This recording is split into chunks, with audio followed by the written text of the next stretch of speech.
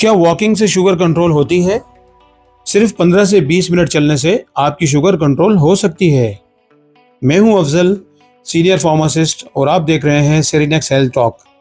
सच क्या है, आज क्लियर करते हैं।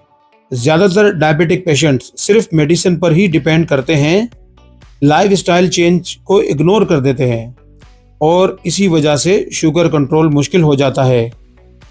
साइंटिफिक रिसर्च के मुताबिक वॉकिंग आपकी बॉडी को इंसुलिन को बेटर यूज करने में हेल्प करती है। जब आप चलते हैं, मसल्स ग्लूकोज को एब्जॉर्ब करते हैं, जिससे ब्लड शुगर नेचुरली कम होती है।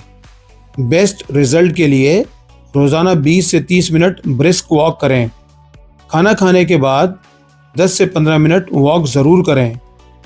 कंसिस्टेंसी सबसे इम्पोर्टेंट है। अगर शुगर ऑलरेडी लो हो तो वॉक से पहले अपने डॉक्टर से जरूर पूछें। अगर आप भी अपनी शुगर को नेचुरली कंट्रोल करना चाहते हैं तो कमेंट्स में यस लिखें।